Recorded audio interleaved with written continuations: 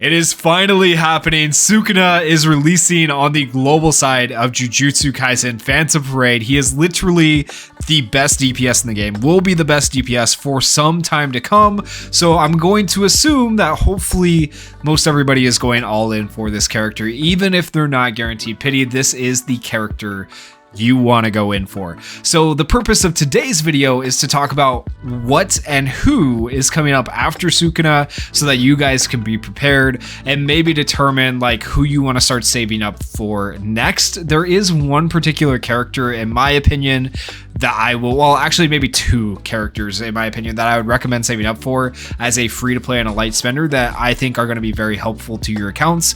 So we'll go over those here as we go through the JP timeline. So right now, looking at the JP timeline, we are looking at the first year anniversary, or what happened roughly 1 month after the first anniversary was going on. I kind of still consider Sukuna part of the first anniversary, but you know, it is what it is. So after the first anniversary though, JP had January, February, March, and then April and May. So a couple of months there. It's going to be way condensed down for global because global is trying to catch up. So keep that in mind. It's going to move at a much faster pace for us. But right now, we are essentially at this point where Sukuna is going to be releasing at the end of December, which is now going to be June for us, right? June 1st when he releases.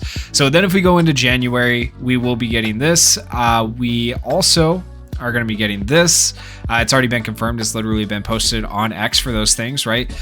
Same thing with the rerun here for Jogo, already been confirmed. And then, so all basically we're up to this point right here. Up to this point is all confirmed to be coming into the game here very, very soon.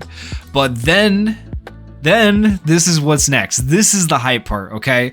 We are going to most likely here within the next 2 weeks or so, roughly, going to be getting the new future, the hidden potential system. So hidden potential is going to take a lot of these older characters, give them additional buffs to their abilities and make them more viable. Not every character is going to have special hidden potential abilities right off the bat, so keep that in mind, but it's still a very good system. It's going to help your characters, help you in Illusory Tower, and just help make your account stronger and better overall.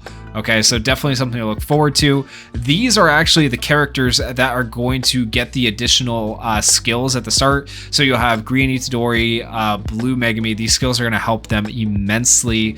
Yellow Nobara, Red Maki, Green Nanami, Yellow Mekamaru, Blue Toto, unfortunately still not the greatest character, and Red Panda. Red Panda actually becomes a lot better as a character, but I mean, there are definitely some characters that are bigger winners than others. I'll probably talk about in a separate video because I could do a whole video on like which one of those characters is the best to invest in hidden potential wise later on.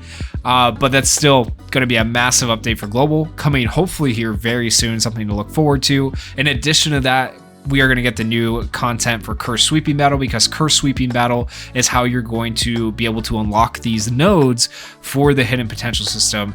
And once again, when that comes out, we'll probably do a video going over the different sweeps that you could do for Curse Sweeping Battle, how to maximize your currency and stuff like that. It has been out on JP for a while, but honestly, sometimes it's a little bit hard to understand like and explain when showing you guys on the JP version. So it's just easier to show it all with English, in my opinion. And then we have the big thing here. This is going to be a lot of cubes for people. The main story, Shibuya Incident Prelude. So this is going to be good. And then potentially, this is what I'm looking forward to, 3,000 cubes. 3,000 cubes would be massive. We're looking for all the cubes that we can get. Hopefully they don't stiff us on the cubes. They have a few times, but I think there's been times now on global where we may have gotten cubes that JP didn't. So it's kind of balanced out, but like at the time it felt like we were getting shafted, right? Okay, and then moving on, we're going to have your normal events and characters and stuff like that. So the first character to come up after Sukuna is going to be Miwa. Honestly, Miwa's kind of mid.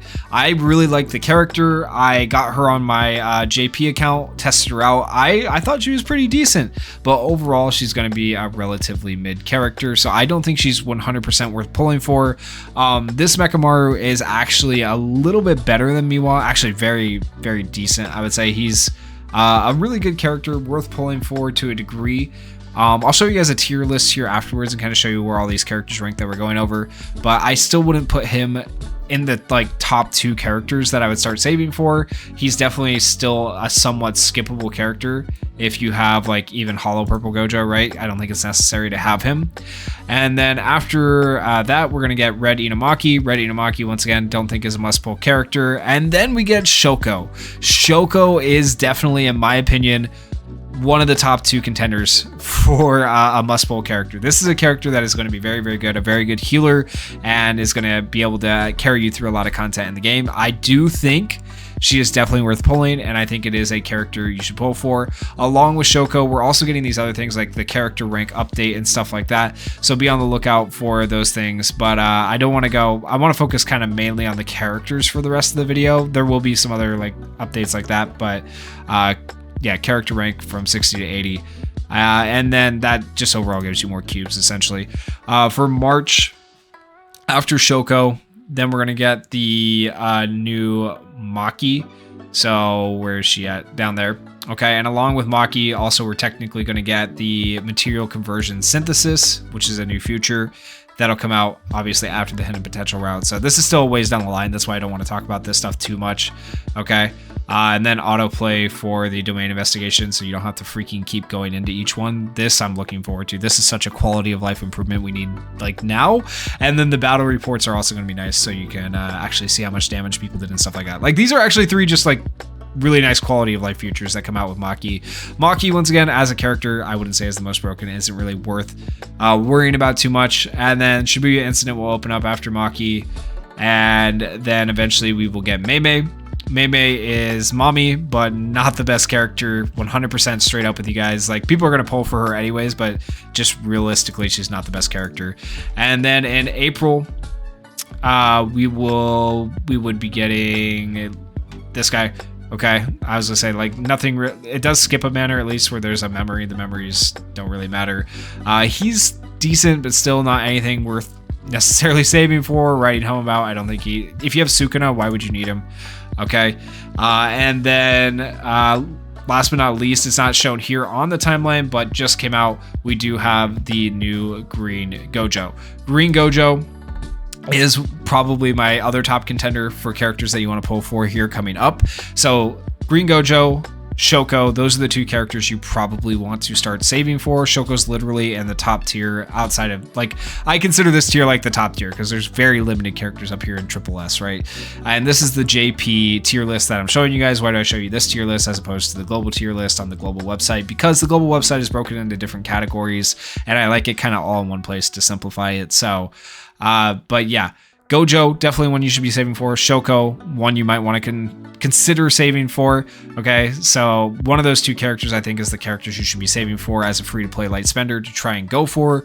Now, if you're a dolphin, a whale, then you are going to want to go after a couple of the other characters. Okay, so like this Mekamaru, pretty good, right? These 2 characters definitely worth going for potentially if you are a light spender.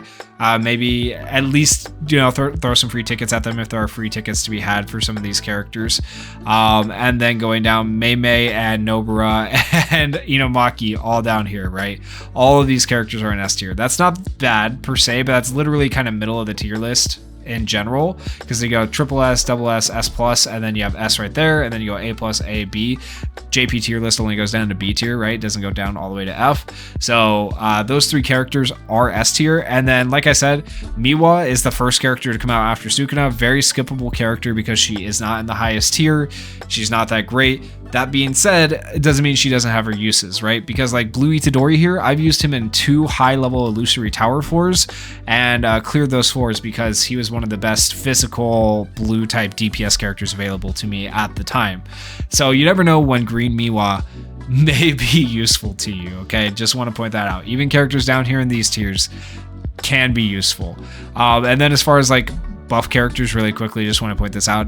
Remember how I said the Hidden Potential system's coming out and some of these characters were getting buffed? Well, look at where Blue Megami and then Green Itadori is now, right? Green Itadori making a big jump up to S plus in terms of like damage, right? Like he's actually going to be decent here in the future for Illusory Tower and stuff like that, which is crazy to think that a day 1 character is up here. Like he's on the same level as Blue Gojo now. That's absolutely crazy, I think. So I'll probably do a separate video, like I said, on the Hidden Potential system that's going to make those characters better and explain why they're better.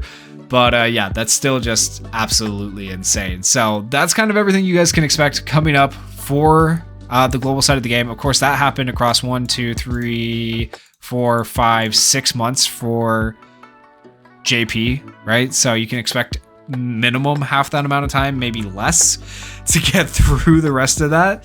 So you guys can expect all that stuff coming up very, very soon. But immediately, once again, go here to January because this is technically where we're at. Immediately, once again, these are the things you can see in the immediate future. So lots of ways to potentially get more cubes, to upgrade your characters, free cubes incoming, stuff to definitely look forward to. Let me know which character you guys are most excited for down in the comments outside of Sukuna. And if you guys enjoyed the video, please consider going down there, hitting that like button, hitting that subscribe button, and thank you guys so much for watching and supporting the channel. Peace.